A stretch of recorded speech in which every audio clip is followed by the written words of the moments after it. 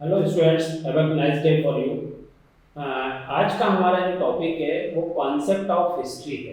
कई बच्चे ऐसे हैं जो कॉलेज में प्रवेश किया है उन्होंने, तो 12th में उनका हिस्ट्री सब्जेक्ट नहीं रहा होगा। तो उन बच्चों के लिए ये लेक्चर को जान देखना बहुत ज़रूरी है। इसमें हम देखेंगे कि वास्तव में इतिहास क्या होता है। तो हमारा टॉपिक जो है वो है कॉन्सेप्ट ऑफ हिस्ट्री, इतिहास का स्वरूप, या हम उसको कह सकते हैं इतिहास की अवधारणा। तो इतिहास का अर्थ होता है कि निश्चित रूप से ऐसा हुआ, यानी वह चीज जो कभी ना कभी पास्ट में घटित हो चुकी है, वह इतिहास है। इतिहास का अर्थ जब खोज और अनुसंधान से होता है तब इसका यही अर्थ होता है। जब हम कोई खोज कर रहे हैं, अनुसंधान कर रहे हैं, तो इसका अर्थ यह है कि वह हम इतिहास के बारे में या पहले जो घटना घट चुकी है उसके बारे में जानकारी एकत्रित कर रहे हैं। प्रत्येक युग का जो इतिहासकार होता है वो अपनी सामाजिक आवश्यकताओं के अनुरूप ऐतिहासिक तथ्यों की खोज करता है। जो भी इतिहासकार है वो यदि इतिहास के बारे में या पूर्व घटित घटनाओं के बारे में जानकारी एकत्रित करता है तो वो समाज की आवश्यकताओं के लिए उनकी जांच या उनकी खोज या अनुसंधान करता है। फिर इतिहास की अवधारणा जो है वो प्रत्येक युग में परिवर्तित होती रहती है। हर युग में समय की आवश्यकता के अनुसार, समाज की रिक्वायरमेंट के अनुसार इतिहास की अवधारणा जो है वो परिवर्तित होती रहती है। युग और परिवेश इतिहास की अवधारणा को निरंतर बदलते रहते हैं। युग और परिवेश मतलब समय काल, और परिवेश मतलब वातावरण। तो जैसे हम उदाहरण के लिए ले सकते हैं कि हिरोशिमा में जो परमाणु विस्फोट हुआ था, उस घटना के बारे में भारतीय लोगों का नजरिया अलग होगा और जापान के लोगों का नजरिया अलग होगा। तो एक ही घटना के विषय में अलग अलग लोगों की अवधारणाएं अलग अलग हो सकती हैं। इतिहास यानी हर युग की और परिवेश इतिहास की अवधारणा को निरंतर बदलते रहते हैं। इतिहास की अवधारणा सदैव उद्देश्य पर रही है। यदि हम इतिहास की अवधारणा के बारे में बात करते हैं तो उसका निश्चित ही कोई ना कोई उद्देश्य रहता है। जो अनुसंधान करता है वो किसी विशेष उद्देश्य से इतिहास को एकत्रित या इतिहास के तथ्यों को एकत्रित करता है। इतिहास समय और काल का एक बहता हुआ दरिया है। ने जो जो समय बीतता जाता है वैसे वैसे इतिहास भी हमारा समृद्धि करता जाता है या बढ़ता जाता है। इसमें संपूर्ण मानव जीवन, उसके सुख दुख और भौतिक आध्यात्मिक जीवन चलता रहता है। तो इतिहास के अंतर्गत हर मानव के जितने भी सुख दुख होते हैं, उसकी जीवन के क्रियाकलाप होते हैं, चाहे वो भौतिक हो चाहे आध्यात्मिक हो, ये सभी इतिहास के अंतर्गत आते हैं। नेक्स्ट स्लाइड में हम देखते हैं काल के इस प्रभाव को भारतीय अवधारणा में 4 युगों में विभाजित किया है। इतिहास के बारे में अगर हम विस्तृत जानकारी प्राप्त करना चाहते हैं तो इसको 4 अलग अलग भागों में हम देख सकते हैं या समझ सकते हैं। तो इतिहासकारों ने काल के इस प्रभाव को, भारतीय इतिहासकारों ने काल के इस प्रभाव को 4 भागों में बांटा है। पहला है कृत, दूसरा है त्रेता, तीसरा है द्वापर और चौथा है कलयुग। तो सबसे पहले हम देखते हैं जो प्रथम खंड है वो है कृत। यह मानव जीवन का स्वर्ण युग था। कृत के बारे में भारतीय इतिहासकारों की यह अवधारणा है कि जो सबसे प्रारंभिक समय था सभ्यता का, वो स्वर्ण युग के समान था। काल के इस खंड में मानव जीवन सर्व सुविधा संपन्न और सुखी था। यानी कृत कालखंड के अंतर्गत मानव का जीवन सुख सुविधा संपन्न था और वो उसको एक तरह से हम स्वर्ण युग की संज्ञा भी दे सकते हैं। दूसरा इन्होंने जो विभाजन किया था काल का वो था त्रेता का। त्रेता के बारे में हमारे समझ कुछ उदाहरण भी है। जैसे हम हमारे जो ऐतिहासिक ग्रंथ है रामायण, उसमें हमें पता चलता है कि भगवान राम का जन्म जो है या भगवान राम का कार्य जो है वो त्रेता युग में हुआ था। तो त्रेता युग ये इसका दूसरा खंड है काल का। यह वह युग था जिसमें मानव जीवन में सब सुविधा संपन्नता में ह्रास, या हम कह सकते हैं उसको कुछ पतन के लक्षण दिखाई देने लगे थे। ऐसा इसलिए यहाँ कहा गया है कि रामायण की जो रचना है उसमें हमें पता चलता है कि भगवान राम जो थे उनके जीवन में सुख दुख ये सब चीजें थी। तो पतन इसमें इस युग में प्रारंभ होना शुरू हो गया था। काल के तीसरे खंड को द्वापर के द्वारा बताया गया है। काल चक्र का यह तृतीय चरण है। सबसे पहला है कृत, दूसरा है त्रेता और तीसरा जो चरण है वो है द्वापर। अब द्वापर से हम अनुमान लगा सकते हैं कि ये महाभारत कालीन समय था। यह संघर्ष का युग माना जाता है। इसमें हमारे समक्ष उदाहरण है महाभारत का जो युद्ध हुआ था वो। तो यह संघर्ष का युग माना जाता है। इसमें मानव दुख से परिचित होता है। ये कहना चाहिए कि जैसा कृत युग में, त्रेता युग में था, उससे अधिक दुख जो था वो द्वापर युग में देखा गया है। इसमें देखा है कि हमने जो धृतराष्ट्र थे उनके 100 पुत्रों का वध होता है ना। फिर और भी जो रहते हैं युद्ध में मारे जाते हैं कि वीर। तो यहाँ पे जो है दुख पराकाष्ठा पर पहुंच जाता है। मानव के सामूहिक जीवन में अनेक प्रकार की परेशानियां और समस्याएं आती हैं। द्वापर काल के अंतर्गत मानव का जो जीवन था वो इतना सहज और सरल नहीं रह गया था। उसके अंतर्गत हमेशा परेशानी और समस्याएं आती रहती थी। सामाजिक जीवन को संचालित करने के लिए अनेक प्रकार के नियम तथा बंधन बनाए जाते हैं। जो भी समाज होता है उसको अगर हमें सुचारू रूप से संचालित करना है तो उसको संचालित करने के लिए हमें बहुत से नियम और कानूनों का पालन करना होता है। वर्तमान समय में भी हम देख सकते हैं कि हमारे यहाँ जो वर्ण व्यवस्था है वो 4 वर्णों में, ब्राह्मण, क्षत्रिय, वैश्य और शूद्र, ये 4 वर्गों में विभाजित की गई थी। तो वर्तमान समय में इसकी उपयोगिता नहीं है कि ब्राह्मण, क्षत्रिय, वैश्य और शूद्र उसी प्रकार से कार्य कर रहे हैं जैसा कि पहले करते थे। आज सभी को समानता का अधिकार दिया गया है। तो वो इसलिए दिया गया है कि समाज में जो भी कार्य उनको व्यवस्थित रूप से किया जा सके। आज कहना चाहिए कि आज हर व्यक्ति किसी भी पद को प्राप्त करने के लिए उसको अतिरिक्त योग्यता की आवश्यकता नहीं होती। सामान्य व्यक्ति हो, चाहे वो किसी वर्ग का व्यक्ति हो, वर्ग विशेष का व्यक्ति हो, वो हर प्रकार की योग्यता अगर उसके अंतर्गत है तो हर प्रकार के पद को भी प्राप्त कर सकता है। तो द्वापर का जो तीसरा चरण था उसके अंतर्गत इसको हम कह सकते हैं कि एक संघर्ष का युग था, जिसके अंतर्गत मानव जो था वो दुख से पहली बार परिचित हुआ। उसके सामने कई प्रकार की परेशानियां, समस्याएं आई और सामाजिक जीवन को संचालित करने के लिए यहाँ पर कुछ नियम और कानून बनाए गए या बंधन बनाए गए जिनसे व्यक्ति एक व्यवस्थित जीवन जी सके। चौथा जो विभाजन भारतीय अवधारणा में किया गया है वह है कलयुग, जिसमें कि आज हम वर्तमान में रह रहे हैं। यह कृत युग का ठीक उल्टा था। अब हम बात करें कृत युग का ठीक उल्टा था तो मतलब कृत युग के अंतर्गत मानव का जीवन जो था वो एक तरह से सर्व सुविधा संपन्न था। पर कलयुग में आज जो मानव का जीवन है वो उतना संपन्न या सुविधा युक्त नहीं है, ऐसा कहना है काल की इस चौथी अवधारणा में, भारतीय अवधारणा में। इसमें मानव दुख की पराकाष्ठा पर पहुंच गया। कलयुग के अंतर्गत आज हम देखते हैं कि हर व्यक्ति के जीवन में किसी न किसी प्रकार का कोई ना कोई दुख अवश्य होता है।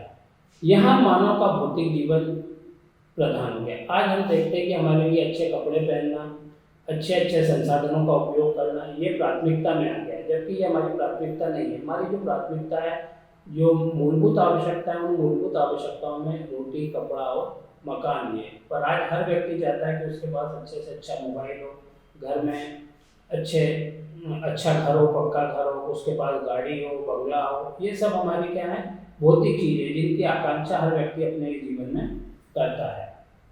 तो मानव का जीवन जो है वो भौतिक प्रधान हो गया है और धर्म का जो वास्तविक स्वरूप था वो विलुप्त हो गया है। आज हम धर्म को सिर्फ अपने एक तरह से दिखावे के लिए ही मानते हैं, दिखावे के लिए हम उसका अनुसरण करते हैं। आज धर्म ने पाखंड का स्थान ले लिया। तो हमने इस प्रकार से काल की या भारतीय अवधारणा में जो इतिहास को 4 अलग अलग वर्गों में विभाजित किया गया है, कृत, त्रेता, द्वापर और कलयुग, उसमें हमने देखा कि किस प्रकार से कृत के समय में मानव का जीवन जो था वो स्वर्णयुग था या सर्व सुविधा संपन्न था। उसके पश्चात आया त्रेता। त्रेता के अंतर्गत मानव जीवन में कुछ, उसके जीवन में संपन्नता में कुछ पतन के लक्षण दिखाई देने लगे थे। फिर द्वापर का युग आया। द्वापर का युग को हम कह सकते हैं कि ये काल का तृतीय चरण था। इसको संघर्ष का युग माना गया है और इसके अंतर्गत मानव दुख से परिचित होता है और उसके समक्ष नई नई परेशानियां और समस्याएं आती हैं। और चौथा जो अवधारणा थी वो थी कलयुग। तो वर्तमान समय जिसमें कि हम रह रहे हैं वो कहलाता है कलयुग। इसमें मानव दुख की पराकाष्ठा पर पहुंच गया है और यहाँ पर मानव के लिए भौतिक जीवन प्रदान हो गया है। धर्म का स्थान आजकल पाखंड में ले लिया है। आगे हम देखते हैं कि जिस प्रकार से भारतीय अवधारणा है इतिहास के विषय में, काल के विषय में, वैसे ही वो दूसरी भी अवधारणा है। तो इतिहास की भारतीय अवधारणा काल को चरम से ह्रास की ओर ले जाती है। भारतीय अवधारणा के अनुसार जब सभ्यता और संस्कृति का विकास होना प्रारंभ हुआ था, वह समय बहुत अच्छा था, सर्व सुविधा संपन्न था, पर वर्तमान समय जिसमें कि हम रह रहे हैं वो समय एक तरह से कह लीजिए कि उसके कंपैरिजन में बहुत निम्न है। तो भारतीय अवधारणा ये मानकर चलती है कि काल के पहले खंड यानी मानव जीवन के आगे में मानव सुखी और सुविधा संपन्न था और धीरे धीरे वह पतन की ओर आता गया। इसका अर्थ यह हुआ कि इतिहास विकसित अवस्था से अविकसित अवस्था की ओर जा रहा है। अगर हम इसकी तुलना करें कि जिस प्रकार से भारतीय अवधारणा कहती है कि पहले जीवन जो मानव का था वो सर्व सुविधा संपन्न था और आज कह लीजिए कि वो दुखी जीवन जी रहा है, तो इसके अनुसार भारतीय अवधारणा यह भी व्यक्त करना चाहती है कि प्रारंभिक अवस्था में इतिहास जो था वो विकसित अवस्था में था, किंतु अब वो अविकसित अवस्था की ओर जा रहा है। जबकि वर्तमान की अवधारणा तथा खोजों ने यह सिद्ध कर दिया है कि मानव जीवन अपनी प्रारंभिक अवस्था में जंगली और पशुबल था। यह हमें सभी को पता है, यह इतिहास के साक्ष्यों से यह प्रमाणित हो चुका है कि प्रारंभिक समय में जब सभ्यताएं विकसित हो रही थी उस समय मानव का जीवन जो था वो यायावर भरा था, मतलब यहाँ वहाँ भटक के वो अपना जीवन यापन करता था और जो कुछ भी उसे अपने भोजन के लिए प्राप्त होता था, कंद मूल शिकार करना और रुकने के लिए उसको कोई भी पहाड़ी गुफाएं कंदराएं उनमें वो रहता था। तो ऐसे जीवन में हम कैसे कह सकते हैं कि वो सुविधा संपन्न जीवन जी रहा था, जबकि आज हम उसके तुलना करें तो वर्तमान जीवन में मानव जो है वो ज़्यादा सर्व सुविधा युक्त जीवन जी रहा है। आज हमें गर्मी लगती है तो गर्मी के लिए हमारे पास पंखे हैं, कूलर है, एसी है। हमें ठंड लगती है तो ठंड के लिए हमारे पास ब्लोअर है, कंबल है, रजाई है, गर्मी कपड़े हैं, है ना, सर छुपाने के लिए अच्छे पक्के मकान हैं। तो ये आज वर्तमान में जो जीवन मनुष्य जी रहा है वो सर्व सुविधा संपन्न है, न कि वो जो कल्पना की गई है, भारतीय अवधारणा की गई है उसके अनुरूप है। आगे हम देखते हैं यूनानी अवधारणा। तो जिस प्रकार से भारतीय इतिहासकारों ने अपनी अवधारणा बताई है उसी प्रकार से यूनान मतलब रोमन की इतिहास की अवधारणा क्या है। तो इतिहास की यूनानी अवधारणा में हैसियत का युग चक्र सिद्धांत महत्वपूर्ण है। इसमें यूनानी इतिहासकार हैसियत ने बताने का प्रयास किया है कि उसने इतिहास को 4 भागों में विभाजित किया है: स्वर्ण युग, रजत युग, कांस्य युग और लोह युग। तो जैसा कि हम नाम से ही जानते हैं कि स्वर्ण युग मतलब सबसे अच्छा, रजत युग मतलब उससे थोड़ा कम अच्छा, कांस्य युग उससे और कम अच्छा, लोह युग जिसमें कि हम जी रहे हैं। तो इस प्रकार से हैसियत ने जो है रोमन इतिहास अवधारणा के अनुसार स्वर्ण युग, रजत युग, कांस्य युग और लोह युग बताए। युगों की यह अवधारणा भारतीय युगों की अवधारणा से मिलती जुलती है। जिस प्रकार से भारतीय अवधारणा में प्रारंभिक समय कृत, फिर त्रेता, फिर द्वापर और कलयुग को अभिव्यक्त किया गया है, उसी प्रकार से हैसियत ने भी यूनानी अवधारणा में स्वर्ण युग, रजत युग, कांस्य युग और लोह युग में बताया है। कॉलिंगवुड ने हैसियत के युग चक्रवादी अवधारणाओं की आलोचना की। जो कॉलिंगवुड इतिहासकार है उन्होंने कहा है कि हैसियत के द्वारा जो काल की अवधारणा या इतिहास की अवधारणा बताई गई है, स्वर्ण युग, रजत युग, कांस्य युग और लोह युग, वो उचित नहीं है। इसे उसने अनऐतिहासिक करार दिया। उसका ये मानना है कि ये किसी भी ऐतिहासिक तथ्यों पर प्रमाणित सिद्ध नहीं होती, ये अनऐतिहासिक है। यूनानी अवधारणा के अनुसार इतिहास मात्र धर्म पर आधारित कथा नहीं है। तो यूनानी अवधारणा है उसके अनुसार इतिहास जो है वो धर्म पर आधारित कथा नहीं है। जिस प्रकार से हमें एक क्रम के रूप में धर्म के बारे में जानकारी मिलती है तो ऐसा इतिहास नहीं है, अपितु एक शोध है। इतिहास क्या है? एक शोध है, एक अनुसंधान है जिसका उद्देश्य महत्वपूर्ण प्रश्नों का उत्तर पाना है। इतिहास वह है जिसमें हम किसी महत्वपूर्ण प्रश्नों के बारे में जानकारियों को एकत्रित करते हैं। हेरोडोटस की इतिहास की अवधारणा मानववादी धार्मिक नहीं है। उसने इतिहास में मानवीय गतिविधियों को प्रधानता दी है। हेरोडोटस जो थे इतिहासकार, उन्होंने कहा है कि मानव ने जब से कार्य करना शुरू किया वो इतिहास के अंतर्गत आता है, इतिहास के विषय के अंतर्गत आता है। उसने माना कि मानवीय कार्यों पर प्रकृति, भौगोलिक परिस्थिति तथा वातावरण का प्रभाव पड़ता है। हम साधारण जीवन में भी अगर इसका अनुभव कर सकते हैं कि हमारे ऊपर ठंड, गर्मी, बरसात, प्राकृतिक आपदाएं, इन सभी का प्रभाव पड़ता है। तो ये सभी चीज़ें जो हैं वो इतिहास के विषय के अंतर्गत आती हैं। यूनानी परंपरा में मनोवैज्ञानिक इतिहास के जनक जो हैं थ्यूसिडिड्स, इन्होंने बताया है कि कुछ नियम प्रतिपादित किए हैं जिसके अंतर्गत उन्होंने माना कि भाग्य की अपेक्षा मानव इच्छा को इतिहास के बनाने में अधिक सशक्त घटक माना है। इनका ये मानना है कि आज व्यक्ति जो है वो भाग्य के भरोसे नहीं रहता है, वो जो है वो अपने कर्म के ऊपर ध्यान देता है, वो कर्म को प्रधानता देता है, यानी मानव की इच्छा को इसने प्रधान माना है। तो जो पुरानी अवधारणा थी उस अवधारणा को इन्होंने स्वीकार नहीं किया है। तो इस प्रकार से जो यूनानी अवधारणा है उसका विरोध जो है वो हेरोडोटस की जो भावना है उसका थ्यूसिडिड्स ने किया है। आगे हम देखते हैं कि वर्तमान समय जो है वो जो कि वैज्ञानिक युग है, आधुनिक युग है। तो आधुनिक इतिहास की अवधारणा इसमें क्या कहती है? वर्तमान समय जिसमें हम जी रहे हैं उसको हम वैज्ञानिक युग कहते हैं। तो पहले हमने देखा कि जो भारतीय अवधारणा है कृत, त्रेता, द्वापर और कलयुग, उसके पश्चात यूनानी अवधारणा जो थी उसमें बताया स्वर्ण युग, रजत युग, कांस्य युग और लोह युग। पर वर्तमान समय जिसमें हम दे रहे हैं वो है वैज्ञानिक युग। तो आधुनिक अवधारणा इतिहास के विषय में क्या है? आधुनिक युग वैज्ञानिक युग माना जाता है। वर्तमान युग जो है वैज्ञानिक युग है। आज हम किसी भी चीज़ के ऊपर आँख मीच करके विश्वास नहीं कर सकते, बल्कि उसको तथ्य को उसके प्रयोग के द्वारा हम उसको सिद्ध कर देखते हैं और तभी उसके ऊपर विश्वास करते हैं। इस युग में इतिहास का वही अर्थ नहीं रहता जो धार्मिक युग और अवधारणा में थे। आज वर्तमान में इतिहास जो धर्म पर आधारित नहीं है बल्कि विज्ञान पर आधारित है। अब इतिहास घटनाओं का उल्लेख मात्र नहीं है, यानी कोई घटना कैसी क्रम में घटी उसको हमने अभिव्यक्त कर दिया तो ये इतिहास विषय के अंतर्गत समाहित नहीं होता। उतना ही ईश्वर इतिहास की अवधारणा का केंद्र बिंदु है। आज हम ईश्वर के बारे में बात करते हुए इतिहास के विषय को नहीं देख सकते। वर्तमान समय में मानव इतिहास के केंद्र में है। अब मनुष्य इतिहास का केंद्र है, उसको उसकी इच्छा शक्ति और विवेक इतिहास को अपने तरीके से बदल सकते हैं तथा ग्रहण करते हैं।